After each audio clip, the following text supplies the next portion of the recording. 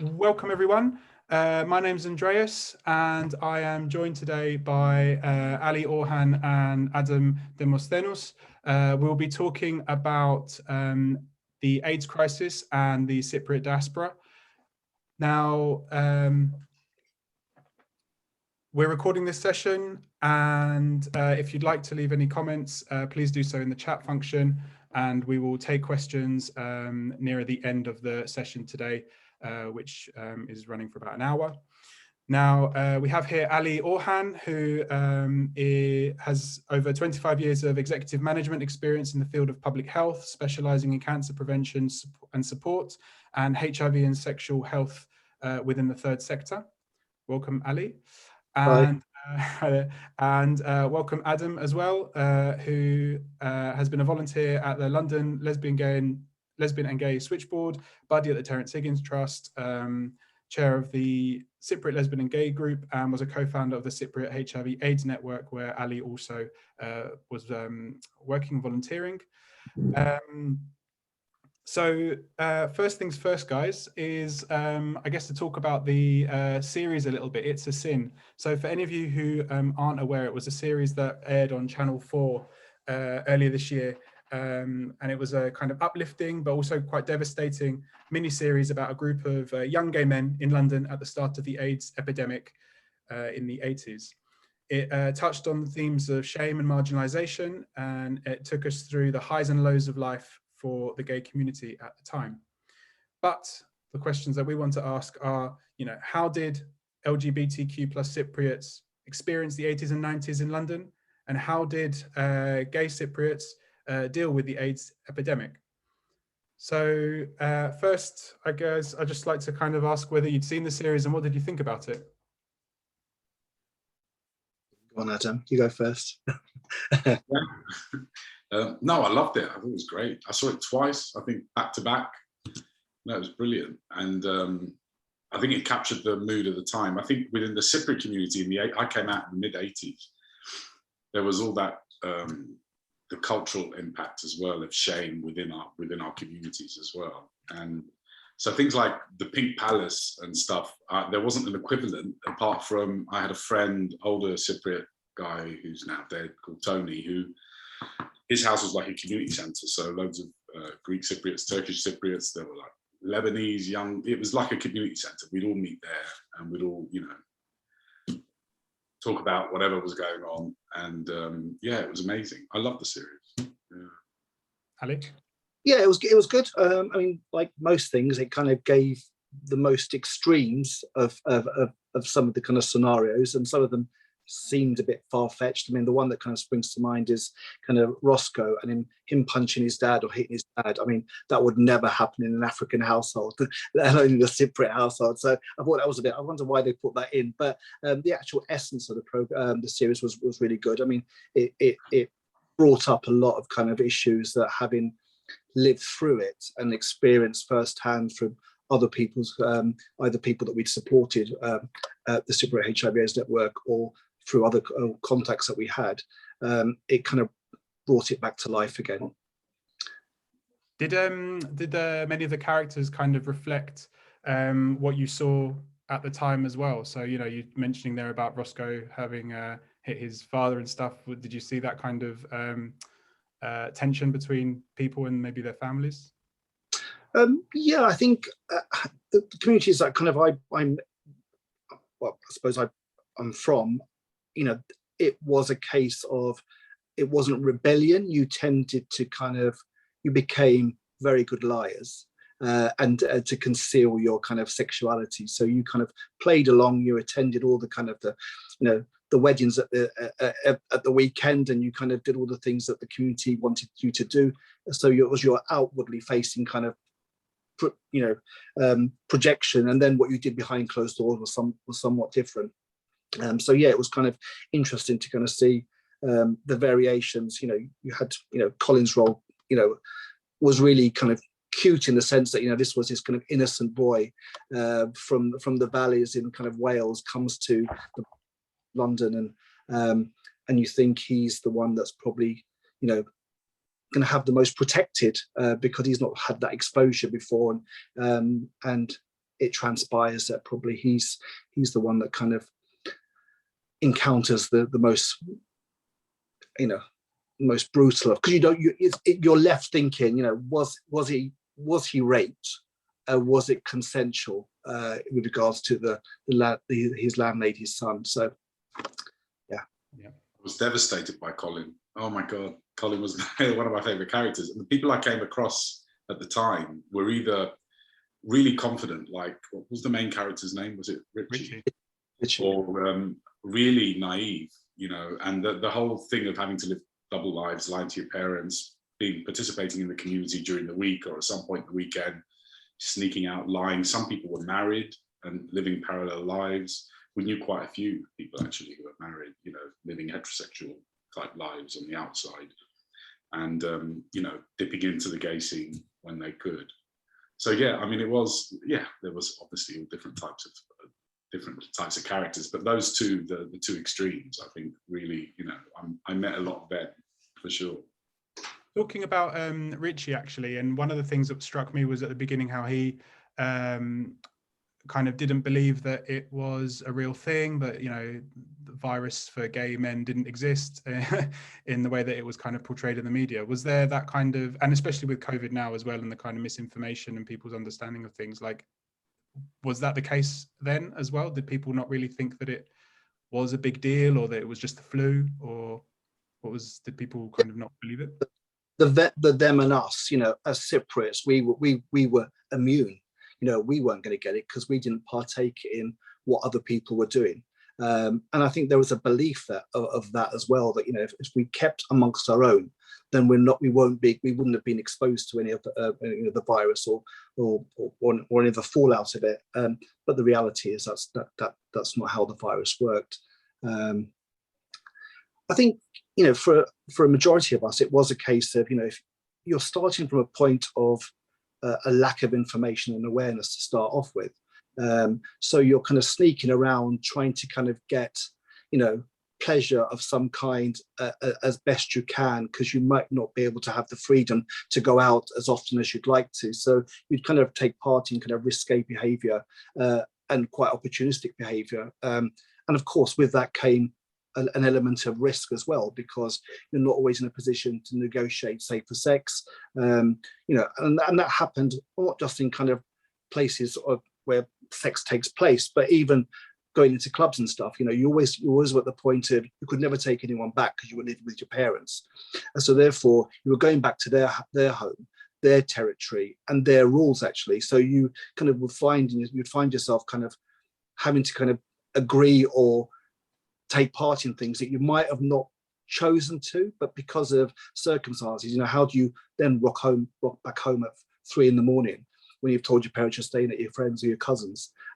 So you'd kind of, so there was that element as well. That, There was a lot of myths as well in the community. I remember traveling to Cyprus in the late 80s and someone looking me straight in the eyes saying, the way to protect yourself after you have sex is to have a glass of milk. I swear to God, I heard that.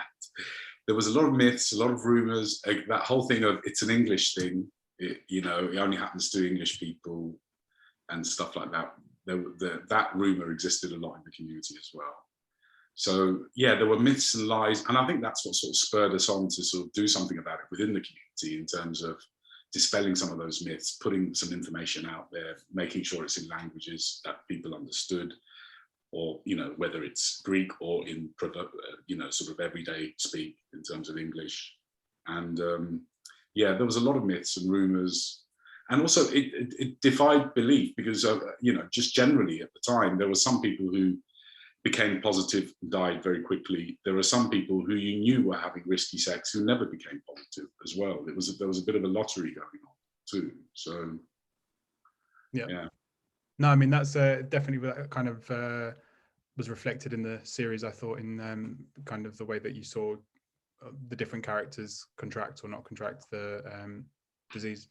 And I suppose one of the other things that I found interesting about the series was the role of women at the time as well. Obviously, a lot of people's minds, I think HIV is just something that men might have, and whilst in the series it didn't really touch on women who may have had HIV, but it did talk about, you know, the Jills who would support, and the mothers as well, who both, you know, Colin's mum was very supportive when you wouldn't have suspected it, and Rich's mum, on the other hand, you would have thought she would have been maybe, but actually she dealt with it in a very in a way that you wouldn't have expected, I guess would be one way to put it. And I suppose, is that, you know, was that the situation? Was that how it was then as well? Not just in the Cypriot community, but also generally from what you saw? Yeah, I mean, you know, you'd have your allies, those that you could call on, and were supported you through thick and thin. I think initially there was that kind of unknown fear that still existed, even, and the I think it was Jill at one point when she was scrubbing the kind of the coffee cup and the mugs continuously. There was an element of that, you know, that there was this fear that, you know, how, you know, if I put myself out near someone that had the virus, would I then get it as well? But in the main, I think, you know, your friends and your those who are the closest to you, you know, stuck around and made sure that they, you know, they were around and be your voice when needed to. Families, on the other hand, I think within the Cypriot community, I think a majority of families were protected because a lot of the guys that we probably worked with didn't really disclose their status to their parents. Because one of the things that, you know, was quite evident is that you could conceal your sexuality from your parents if you chose to, but your status was another thing. I mean, at the time in the 80s, when the virus was at its worst, you know, from transmission to death, you know, it was quite a rapid decline in the main for most people. So you could only kind of, it would be difficult to conceal that you had something. And of course, you know, whether you were out to protect your family or to protect yourself, you know, some would have to conceal that, and as a result, would die on their own, and that's a fact. I mean, Adam and I probably both have known of friends and individuals that we've either worked with or supported as friends that, because of rejection and fear of their families' kind of backlash, they would choose to, you know, they chose to live a very isolated and private life from their family. And to this day, their parents probably don't know how they died or why they died. Yeah, and I think specifically with the role of women, we had a lot of women volunteers and board members and supporters, lesbians especially. There was women that contracted HIV as well within the Cypriot community, mainly through drug use. We had one service user, and she actually did an article in Balagiagi, which was a scandal at the time. Yeah, and that whole thing of isolation, I think if people didn't, you know, concealing your sexuality, as Ali said, is one thing, but having a rapid physical decline, sometimes with visible traces of disease like carposis sarcoma or dementia or whatever, it made it very difficult. So a lot of, we heard of many stories of people dying on their own, you know, body being found 3 days later, 4 days later. I mean, it was heartbreaking.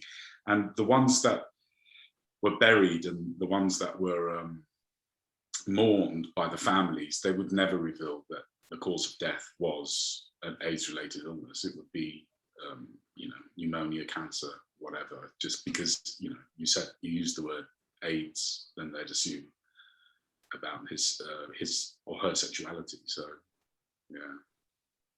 No, you know, the work that we did was quite radical of its time. You know, I mean, there was no other organisations doing that, primarily at the Cypriot community. And although it was a very positive thing, it also was a frightening thing for the community because, you know, we are quite a tight-knit community. We know someone that knows someone that knows someone by name or by association.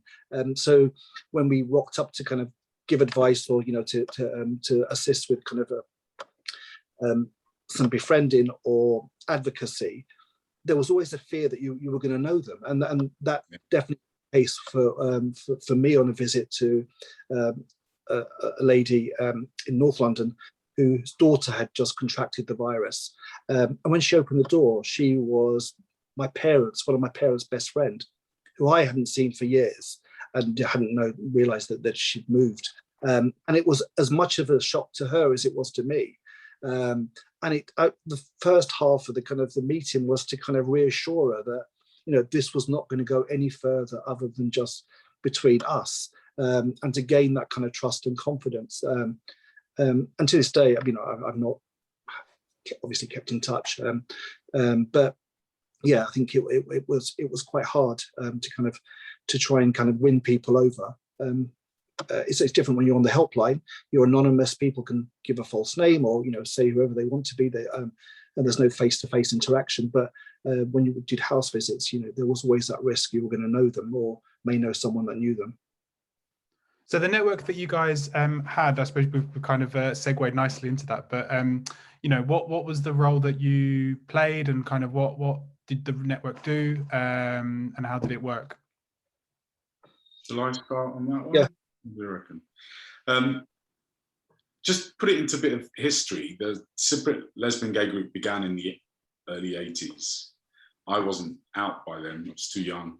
A guy called Kiri set it up, and I joined in sort of 86, 87. And one of the first people I met, actually, a guy that we know, Pavlos, who recently died as well. He played a massive role in the group and also in the Cypriot HIV AIDS Network. And the reason it came about was because, I mean, I was a member of the Cypriot lesbian gay group, but I was also volunteering. I was buddying for the Terence Higgins Trust, and in, you know, they did some amazing work, the Terence Higgins Trust, but they weren't particularly sympathetic towards the needs of different communities at the time. People who contracted HIV, they weren't particularly concerned in matching buddies up with language skills or from similar cultures or even from similar sexualities. I buddied a heterosexual Italian drug user who didn't speak any English, and we managed to muddle through. I buddied him for 1.5 years until he died. And I kept pressing on them as to, why don't you match up individuals with, you know, who share similar culture or language, you know, experiences. It will help the buddy processes, because it was, by then, the buddy process was you're helping someone end of life, you know, last year, maybe 6 months of their lives. So that's what spurred us on to put an application in to the health authority to set up the Cypriot HIV AIDS Network. And someone called Kenan and me put in an application. We put it initially through the Cypriot Community Centre. We pressured them, and then we found out they actually never submitted the application, and we reckoned it was to do with homophobia. They didn't want that sort of funding and money attracted to them, but they equally didn't want us to set up separately. So after about 9 months of waiting, and when I realised that this wasn't going to happen via the Cypriot Community Centre, we used the Cypriot lesbian and gay group with funding from the local health authority to set up an organisation, because, you know, we were just interested in the services and we needed funding for that, as opposed to setting up an organisation. At the same time as well, a few years previous, the NAS project set up, Black Liners, all these other HIV/AIDS projects for ethnic minority groups, Black groups, Asian groups. So that's how it sort of came about. It came about out of a need. There were people coming here to die from Cyprus, and Turkey and Greece. There was people in the UK who were dying, who had very limited sexual experiences, didn't really have a network or family or connections, people they could be open about what was happening to them too. So yeah, it had to come about one way or the other. And that's how we set it up. I just wanted to pick up on one of the things that you mentioned there, because someone else had asked that as well, whether Cypriots from Cyprus were coming over to the UK because of a positive HIV status, or to get away, I suppose, from stigma on the island. Did you guys find that was the case and you found that with the network? Not only Cyprus, but Greece, Turkey. There were Kurdish people. We were getting Kurdish people coming to us as well. And I mean, Ali, you know, can talk about that. We had a female Kurdish coordinator as well, who was dealing with Kurdish service users as well. We just, you know, politics flew out the window at the time. If there was anyone similarly you know, culturally similar to us that needed support, and maybe we had a shared language, you know, Turkish or Greek, then we would, you know, help them, you know. I mean, I suppose the Kurdish communities were, you know, had a different, an additional layer where they were kind of potentially fleeing persecution, and with that, you know, there were incidents of where they may have been raped, so that they, you know, there was a strong possibility that they had contracted the virus. So yeah, there was kind of a lot of that. We had a number of Turkish sex workers that again were fleeing Turkey, had come over here, and thought that, you know, they could just continue kind of sex work over here in the way that they had done over in Turkey. And of course, that kind of opened up a completely, you know, not only were they putting themselves at risk, but then the whole issue of how they negotiated safer sex with clients, and was another issue, and trying to give them access to kind of condoms and lubricants, you know, free of charge, because again, it was something that they weren't used to. A lot of Cypriot students as well. I think a lot of students who wanted to study in the UK because they were gay and they became positive either here or back in Cyprus, wanted to come here as well. So there's a lot of students as well from Cyprus and Greece and Turkey. Yeah. Okay. One of the things I guess a lot of people might not, I'm sure in the UK a lot of people know, but maybe those who don't, about the kind of context in the UK and operating as an LGBT group in the UK, and in particular I'm thinking about Section 28 and how that affected your work, if at all, or, you know, dissemination about the information that people need to get. I mean, how did Section 28 affect your operation, like the network? And actually, you might want to explain a little bit what Section 28 is for those who might not know. Ali, do you remember we did some work in Enfield College? Yes. Yeah, we did that together. There was a high population of Greek and Turkish, but there were over 16. Yeah. Section 28 forbade the promotion or discussion in any way whatsoever of homosexuality in schools. But I think it was mainly targeted under 16 school up until 16. So Ali and I did some workshops, classes in Enfield College, which had a high population of Greek and Turkish Cypriots, more Turkish Cypriots actually, but there were quite a few Greek Cypriots there as well. Yeah. Yeah, I mean, I didn't think it, you know, I don't think it hindered the work that we were doing, because the network was open to anyone of Turkish, Greek, and Cypriot and Kurdish kind of background. So that wasn't, and you know, people's sexualities weren't always kind of revealed, come along and, you know, want to find out about HIV and you know, their risk and what have you, but may not have chosen to kind of disclose their sexuality to you. So it didn't affect funding or anything like that then in that respect? No, I mean, I think, you know, the project eventually ended due to funding cuts, but like most things, you know,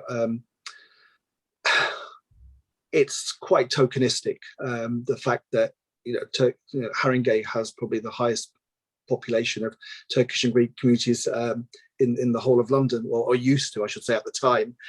We have since moved out further afield, and it was, you know, they saw it as a priority at the time, and it was, you know, I think we did some groundbreaking work for, you know, and gain access to the community that the mainstream service providers were never able to. And that was because we provided both a culturally and linguistically appropriate service, which met the needs of the communities that we wanted to get to. But once it was done and dusted, it was one of the first things that we, you know, they cut when funding became kind of tight. It was seemed less important. Well, they lifted the funding for HIV AIDS, the ring fence, once combination therapy came on board. So a lot of small groups, especially targeting ethnic communities, ceased to exist. But I think in terms of government policy, the age of consent at the time was 21 for gay men, and we had service users under 21. And I think in my mind at the time, that was more of a concern to me than Section 28, because we weren't going into schools, primary schools, or even secondary schools, you know. And when we eventually did start targeting young people, it was over 16, so Section 28 didn't apply.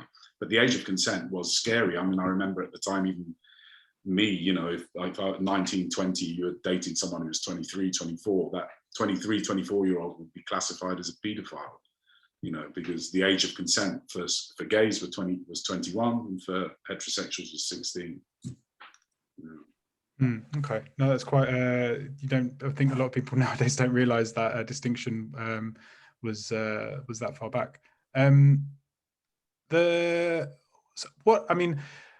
Were there any? Have you got any interesting stories at all from the time at the network about things that you were doing or anything? I mean, anything light-hearted at all, or things that might make you laugh now, looking back? Light-hearted, I suppose. I mean, we ran a kind of club night once a month, which kind of was very. I mean, I think for its time, it was, you know, it was really popular. It was kind of the first of its kind that had both Turkish and Greek music playing, along with disco and high energy. If you Arabic, yeah. But yeah, I mean, those were very popular, and we kind of we would create. Well, Adam's mum and sister would kind of make these kind of bonbonnieres where we'd kind of put, you know, sugared almonds, condoms, and a little kind of flyer promoting the helpline, and give those out at the end of the night. So yeah, you know, a condom and a sweet sugared almonds at the same time. Yeah. Leave you that. We created a drag queen. Do you remember, Ali? A drag queen called Lanaka Chembel, who was, we had the whole backstory. She was born on the Green Line, you know, and she's half Greek Cypriot, half Turkish Cypriot. And we sort of developed her, didn't we? We coached her.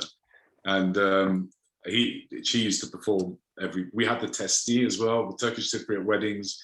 They danced with a clay jug with condoms and lube and stuff like that instead of sweets. So, and yeah, we did, there was a lot of fun. I mean, you had to, the whole time, you had to have humor, and we laughed a lot. We got to get, the sense of community was very strong. I see, I don't, as a 50-year-old now, look, I'm picturing myself as a third generation Cypriot rather than a second generation Cypriot. I don't see clubs and venues are closing down for everyone, let alone targeted at specific communities. Whereas we had a regular club night that attracted 200-300 people.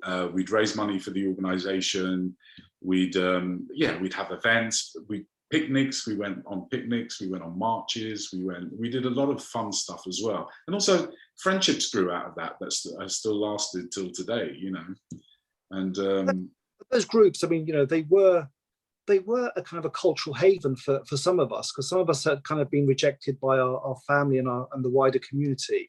It was that sense of belonging that, you know, you still felt as a bit part of being Cypriot by coming to those groups and being with your peers, be gay peers, but you still felt a sense of being Cypriot. And that was important for some people. I think when you lose family, culture, your faith and your religion is kind of compromised, you kind of think, well, what do I turn to? Who do I turn to? And having this kind of outlay for some people was I think it was a lifesaver. And I think the scene back then was more mixed. It was very queer in terms of lesbian, gay, trans, bi, people who are married, people who are whatever. You know, the venues hosted both, you know, in the mainstream as well as in our communities. Whereas I don't see that very much now, you know. But also, it must happen. We don't go out anymore, Ali, but I'm sure it does happen in some places. But where people, you know, it's more diverse in terms of LGBTQI, whatever you want to say. Yeah.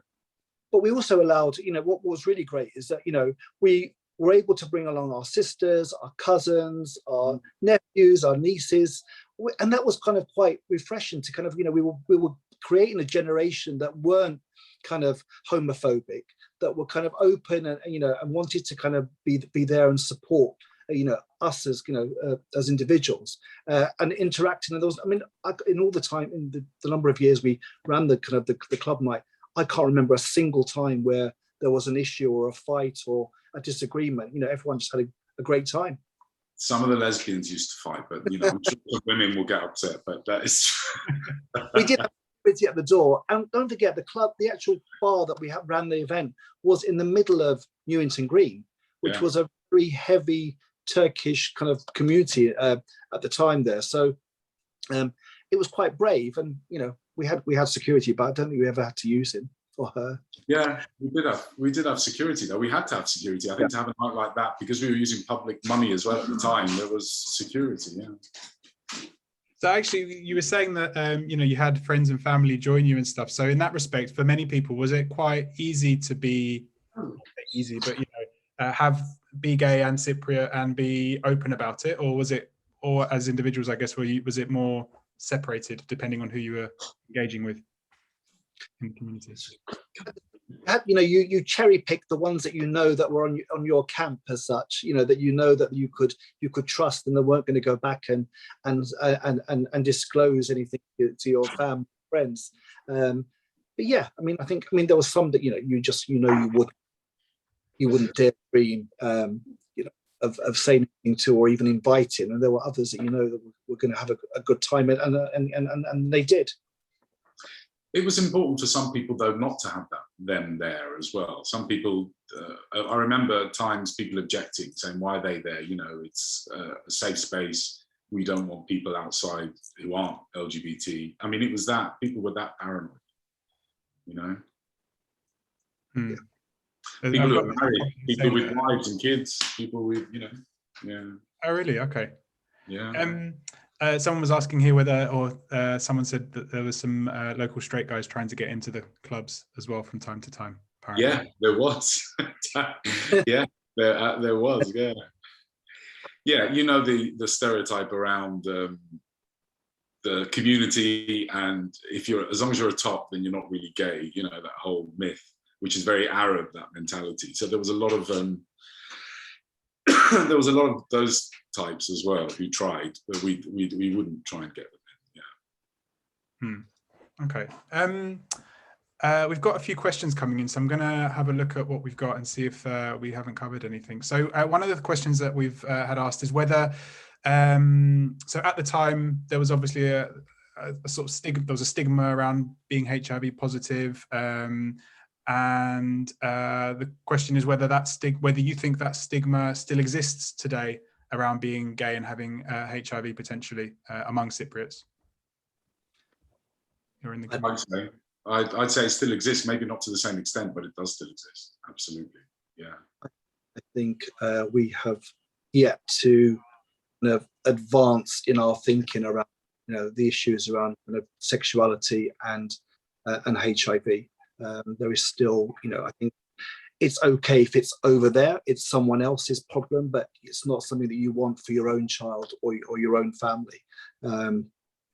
Yeah, so it kind of, and I think, I mean, I was looking at, just before we started, I logged onto the stats for Cyprus and rates of HIV, and you know, in 2019 they recorded 100 people being diagnosed with HIV, and that was an increase and a gradual increase in the last 10 years or something. So it's definitely, it's an issue, and we can't kind of be naive to think that we are immune to it.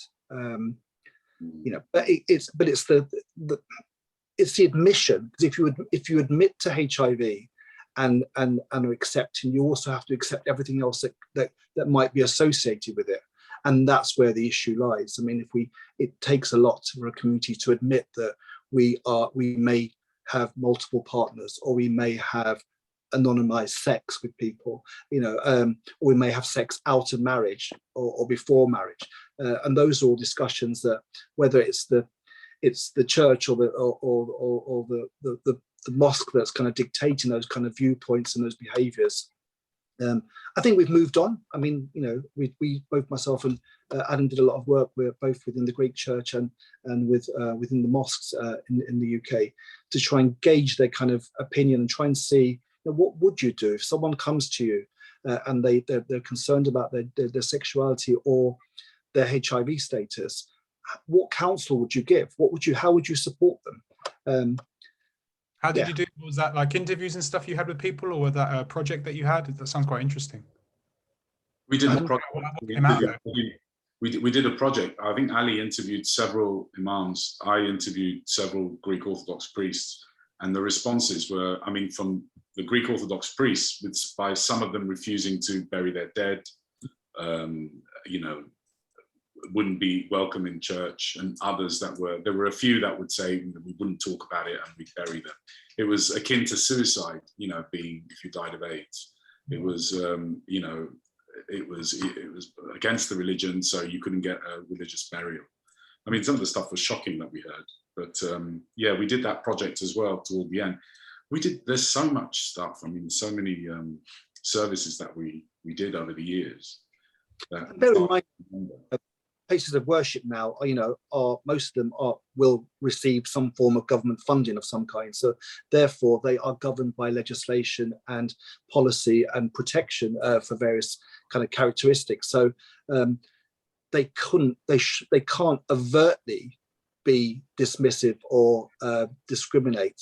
But we know it's not what you say, it's what you don't say that kind of allows someone to feel confident and comfortable going into that particular environment. So yeah, you know, I'm not myself religious. You know, I believe I have a faith, but I'm not a practicing Muslim in that sense. But I still hold, you know, when I die, I still want a Islamic funeral. But do I have the confidence to kind of believe that the type of burial I get will be that of another person that's Muslim? Yeah. That's right. Whereas I'm not religious, so I don't care what they do with me. You know what I mean? Someone mentioned here as well that as a result of the program, actually, it's a sin that HIV testing went through the roof, and they're asking whether you are interested in your opinion about how that interest and action can be maintained or replicated elsewhere, and particularly among ethnic minority groups. Do you have any sort of reflections about how to keep that momentum and keep people testing for HIV and other STIs? Well, I'd say the group that is in play now, you know, the group that you're helping to run, Andreas, it's really important to get tested and to put that message out there, because funding has been cut so drastically around health promotion, and we all know that if everyone gets tested and gets put on combination therapy, then you can't pass it on. Undetectable means, you know, you're not contagious. So yeah, I mean, I think everyone needs to play their part in health promotion. Yeah. I mean, there's just over 105,000 people living with HIV at the moment, but only something like, I think it's 94% actually know their status. So 1 in 16 of them aren't aware that they are positive, but they are. Yeah. Wow. Is really important. I think, you know, given that, you know, the tests that are available now, I mean, with the rapid tests, you know, and when I worked at NAS, that's what we were doing. We were going out into the community and actually providing rapid tests straight away, which was a pinprick, which you would put into some solution and within seconds be able to give them their result. So, you know, gone are the days of waiting around 2 weeks for your test result to come back, and, you know, and all the anxiety and the fear that brought along. But again, it's still that, you know, I always think it's better to know than not to know, but that's just that's my mantra. For some people, it is a case of, you know, well, as long as I'm taking care of myself and I'm not putting myself at risk, why do I need to know? But as Adam said, you know, the treatment has advanced so well. The fact that we have PrEP and PEP now available out there, so, you know, even if you were to put yourself at risk, as long as you kind of went and got you know, your treatment, the medication, you could avert the fact of becoming positive, or even if you were positive, if you kept on with the treatment, you could, you know, your virus could be undetectable to the point where you're not going to be infectious to anyone with or without protection. So, I mean, I think I think you owe it to yourself. I think it's an informed choice. I think I'm not responsible for anyone's, health other than my own. And I think if everyone thought that way, then they would, we wouldn't have the. But the reality is, we there's, especially within the community at the moment, there's a lot of kind of excessive drinking, the recreational drugs, chemsex is kind of rife. I mean, this was quite alien at the time when we were out and about. Drugs. If you had a cigarette or a joint, I suppose that would be the most, the most dangerous thing you would do. But now, people are doing all kinds of kind of recreational drugs, and with that comes a level of risk that you are aware or you're not aware. That's kind of so we hear of chemsex parties where individuals are targeted and are basically used throughout the whole night, and their drug is topped up just before they come out of that kind of that vacant kind of position they're in, just so they they can continue pleasuring the other party goers.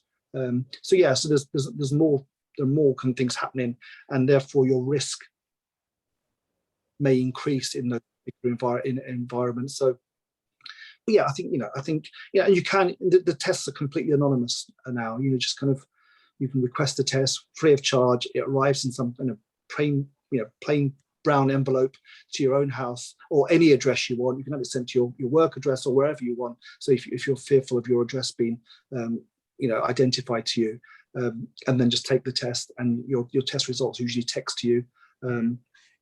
It's worth mentioning, actually, I suppose, now that I posted it earlier, but also just if anyone's interested, you can go to freetesting.hiv and you can get one of those tests through the post anonymously and send it back and get results. And there's also information there about PrEP and other ways to protect yourself against sexually transmitted diseases and things like HIV. At the risk of sounding like a 50-year-old, you've no idea how, it's amazing the progress, how lucky this generation is. Because it was a death sentence at the time. Very few people survived it. There were no drugs to treat it. If you're infected, that was it. You could pass it on, and you'd die in 90% of the time. So the fact that now, if you become positive, you can take a treatment and not infect anyone and have the same lifespan as someone who isn't infected or similar is unbelievable. We've come on so much. I remember when AZT came on the market and we were all like, oh my God, this could be it. We used to beg for a cure or what. It's interesting in the time of coronavirus that within a year we have a vaccine, and yet it's been how long now? 40 years plus, with HIV, and there's still, thank God there's the treatment, but we're nowhere near that. So if you know your history and know what, the fact that this was used as a way to attack gay people as well in this country, it was used as a weapon, it was used to heighten people's shame and internalize homophobia, and it killed so many. This generation is so lucky, unbelievably lucky, in terms of that, and it's really worth thinking about that. I suppose looking towards, I guess, the maybe current generation, or looking towards the future in that respect, what do you think is sort of what does the future look like for maybe young gay, lesbian, bi, trans, queer Cypriots in the UK or in Cyprus? Do you feel that things are a lot better for them, and that things will continue to get better in that respect around issues of shame or homophobia in the community? I think it depends. I think generally, yes, but I think there are some people still, families are traditional minded or, religious or whatever, affected in some way. So it's easier to say, yeah, you lot got it a whole lot easier in terms of this, coming to terms with your sexuality or the shame and internalized homophobia and stuff. I think generally it probably is, but there's vast issues out there, of course. And all these things are barriers to accessing information around HIV AIDS as well, it's a different environment that we live in now. And I think, both, by law and that you are, you've got a certain amount of freedom that you may not have been privy to before, whether that's kind of access to services or your rights at work or at college or university. I mean, all those things are in play. It's how you deal with it psychologically as well. I think all the policies and all the kind of the procedures in the world can still remain alien to you if you're facing rejection by your family or the wider community, and you're struggling to come to terms with that. And it is one of those things that you weigh up. Is losing my family, that is my sexuality that important that I'm prepared to give up my family and my community? And that's a real struggle and turmoil for some people. And if we look at kind of rates of suicide and mental health amongst young people, this is just one other thing to be able to kind of to deal with, or may have to deal with. Yeah, and I think the issues of identity, and especially for maybe third and fourth generation Cypriots in the UK, is also something that plays on people's mind. And throw that in with sexuality as well, it definitely is a minefield for many. But we are moving on. I mean, I went to my first Turkish Cypriot gay wedding where my cousin's mother was there. I mean, be it that he waited for his dad to die before he married his partner, that's another story. Just knew his dad wouldn't accept it, but his mum would. But it was refreshing to see that, I mean, there were only very select family members were invited, and it's still not kind of common knowledge that's their son has married a man. But nevertheless, it took place, and there were 50 odd family members that, and they wouldn't have been typically the type of family that would have been kind of accepting of something like that. But I just think, what do you do? Do you really, and having kids myself now, is that, there's something about unconditional love. If you do love your kids, should you kind of put your own biases and your own kind of view ahead of, the love of your child? In an ideal world, yes, that would be the case, but we know in reality that doesn't always happen. But as we create our own families, our own communities around us, and where families kind of don't step up, our friends and community around us step in. And that was really important back in the day. We literally, a lot of people were rejected outright. We created our own families. We helped each other, I mean, up until deathbeds, and things like this. I mean, and I hope now that it's a lot easier. I really do. And I'm sure for most it is, Yeah, no, I mean, I think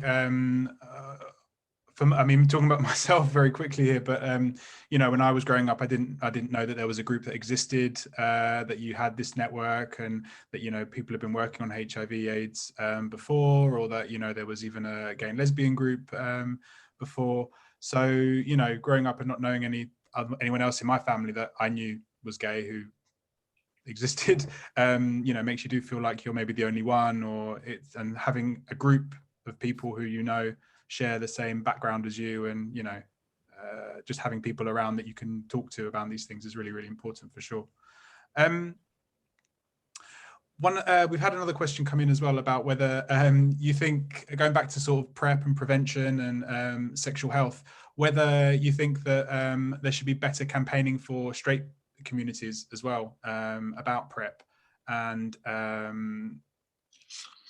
is there a mindset still that straight people can't get HIV or AIDS, since there was a rise in the north? I mean, the figures are near enough the same in that, I think it's nearly half now. I think it's like 42% of those diagnosed with HIV are men who have sex with men, and about 42% are those who have sex with women. So it's not, no way is it deemed a gay condition anymore. We know that, and the figures, are evident of that. And yeah, so of course, I think, men, at the moment, I'm not completely au fait with who PrEP is available to. I know it was available to gay men and commercial sex workers, if I'm right, and anyone pay.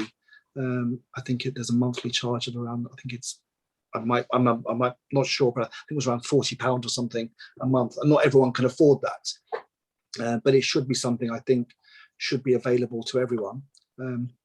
Those figures are interesting though, because if 42% of people contracting HIV are men who have sex with men, that's still nearly half. And when you consider that where the community is estimated at what, 10%? I mean, it's still overly burdensome on communities of saying, you know, people, men who have sex with men. So yeah, I think obviously straight people need to do that. But I mean, the point is that I think resources, most HIV/AIDS resources, maybe not HIV/AIDS resources, but sexual health resources are targeted at the general population. It's minority populations that aren't targeted as much. And when you add in that, within that, you know, when I was working about 6-7 years ago with in this field, it was mainly a lot of Black African communities were becoming infected, heterosexual, you know, and men who have sex with men as well. So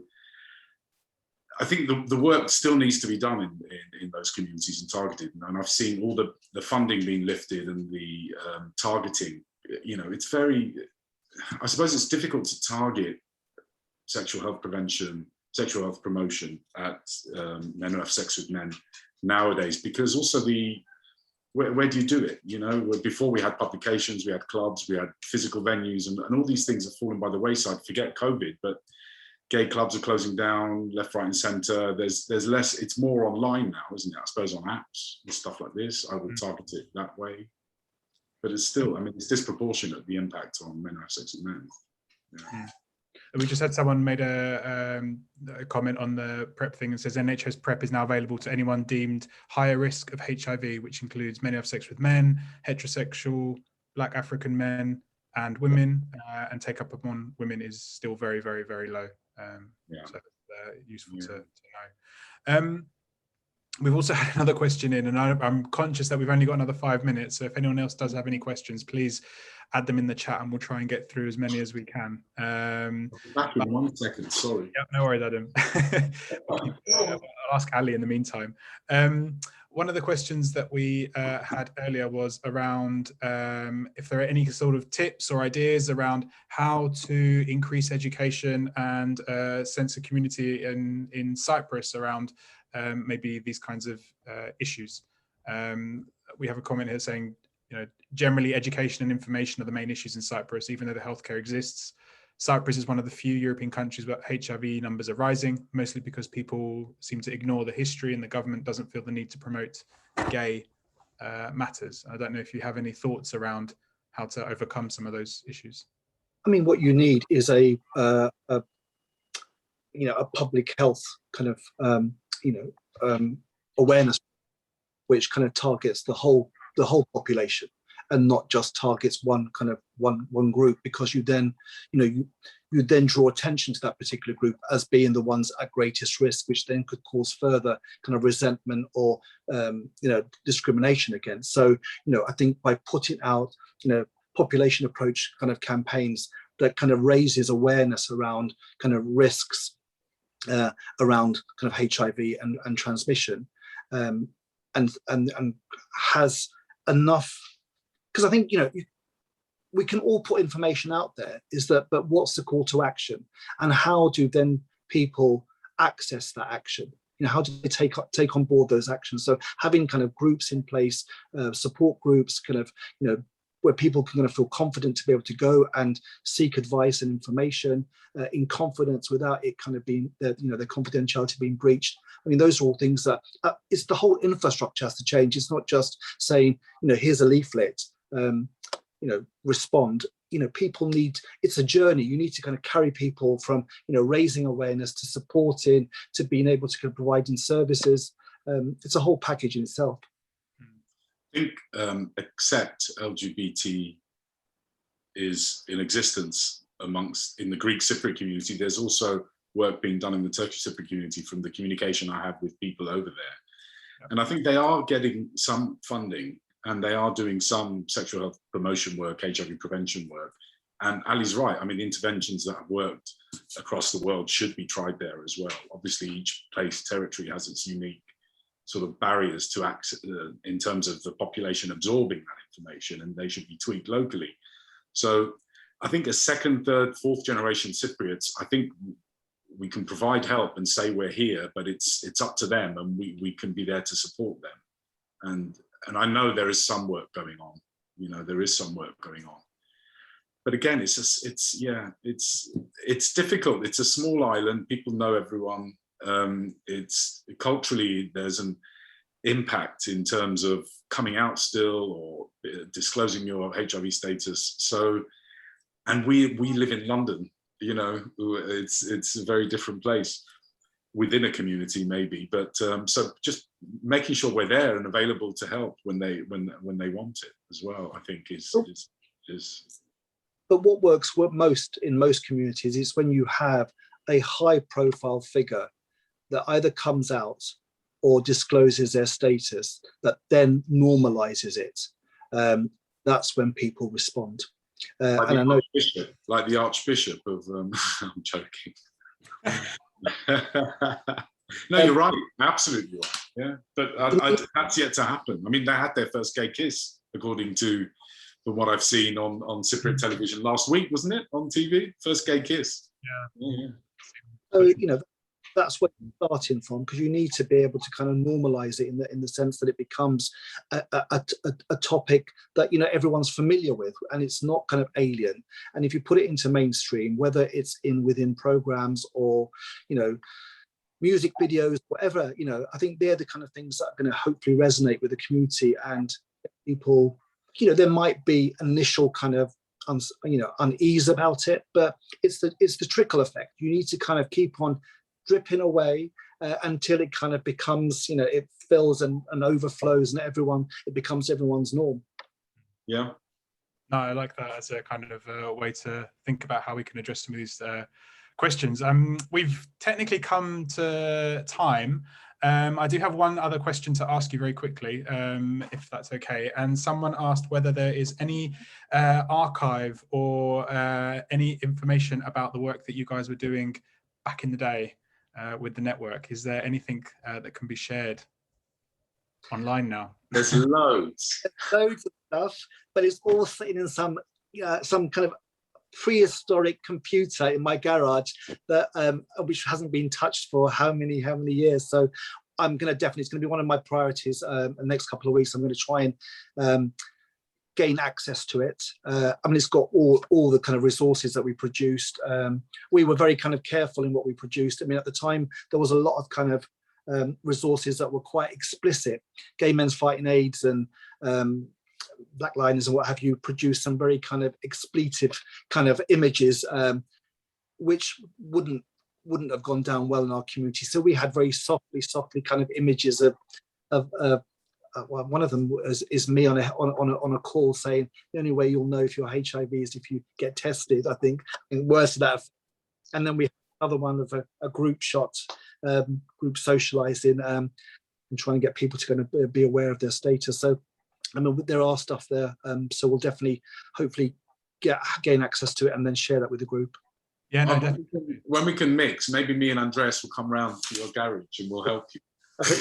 Yeah, more than soon we'll come round. And we'll light the charcoal and we'll make a Cypriot afternoon of it. Get all the it's all on.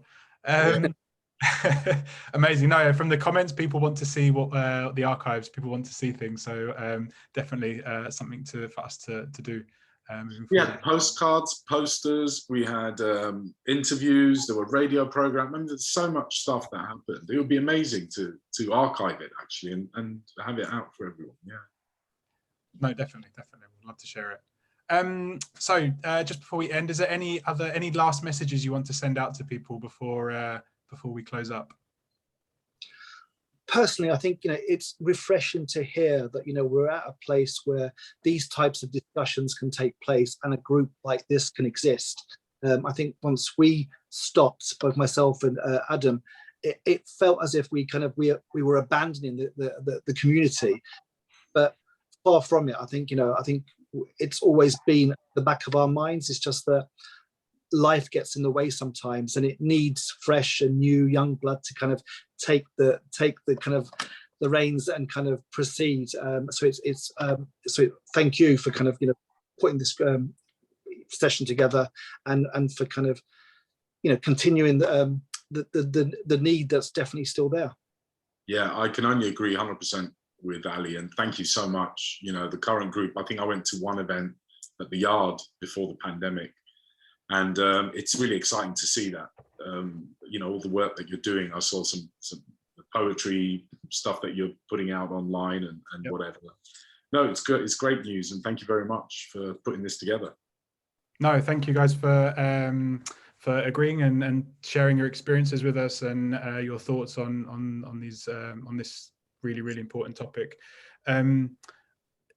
Obviously, we're now finishing. Thank you, everyone, for joining us. I'm just posting in the chat again the resources that I shared at the beginning, and I've also shared with you the Facebook group and the Instagram. So if you'd like to join any of those, if you haven't already, then by all means, please click on those links as well.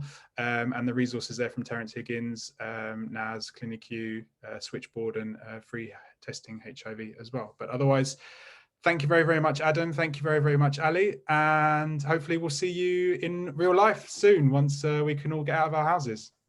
Thanks very much. Thank you very much, guys. Thank you. Bye. Bye.